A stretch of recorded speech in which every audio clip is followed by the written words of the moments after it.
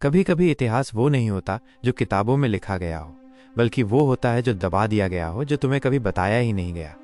हम सबने सुना है कि अंग्रेजों ने भारत को 15 अगस्त 1947 को आज़ादी दी, लेकिन क्या सच में, क्या ये आज़ादी एक तोहफा थी या वो आग थी जो अंग्रेजों को जला डालती अगर वो ना भागते?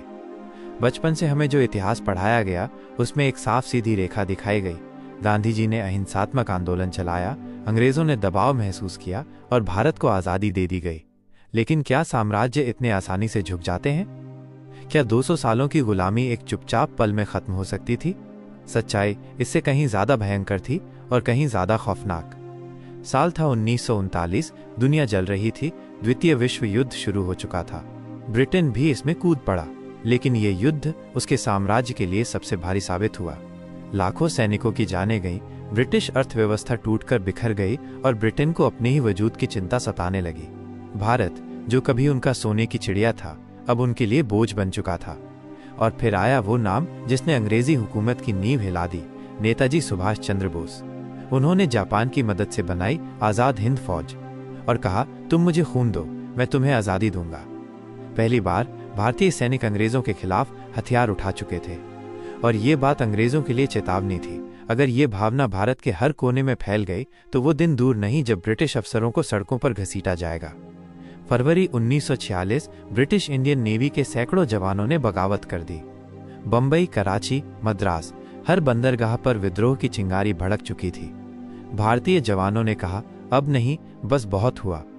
ब्रिटिश झंडा उतार फेंका गया, बंदूकें उठ गईं और ये विद्रोह सिर्फ समुद्र तक सीमित नहीं रहा, पूरे देश में समर्थन की लहर दौड़ गई। अंग्रेजों को पहली बार लगा, अब ये आग सिर्फ विचारों में नहीं, हथियारों में भी उतर चुकी है। 1947 में ब्रिटिश प्रधानमंत्री क्लेमेंट एटली से पूछा गया, भारत को आज़ादी क्यों दी गई? उनका जवाब चौंकाने वाला था।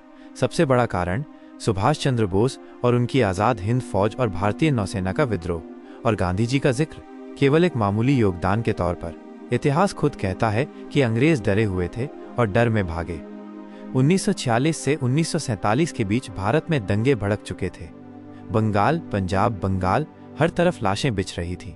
ब्रिटिश प्रशासन पंगु हो चुका था। लॉर्ड माउंटबेटन ने खुद कहा, हम भारत से भागे हैं। उन्होंने आज़ादी नहीं दी, उन्होंने भारत को और जलते देखने से बचने के लिए सत्ता छोड़ी। जो आज़ादी आज हमें मिली हुई लगती है वो किसी ने हमें नहीं दी, हमने उसे छीना था। छीनी थी भगत सिंह की फांसी से, उधम सिंह की गोली से, बिस्मिल के शेरों से और लाखों गुमनाम क्रांतिकारियों की चिताओं से। वो आज़ादी दी नहीं गई, छीन ली गई थी, हक से, दम से और खून से। इतिहास के पन्नों में जो नहीं लिखा गया वो हमारे खून में बहता है।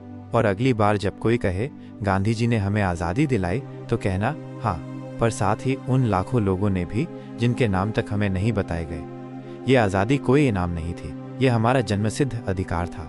और जो अधिकार छीने जाते हैं वो कभी वापस नहीं किए जाते, वो छीन लिए जाते हैं। अगर आपको ये वीडियो पसंद आया तो इसे ज़रूर शेयर कीजिए, ताकि हर कोई जान सके कि भारत को आज़ादी मिली नहीं थी, भारत ने आज़ादी ली थी।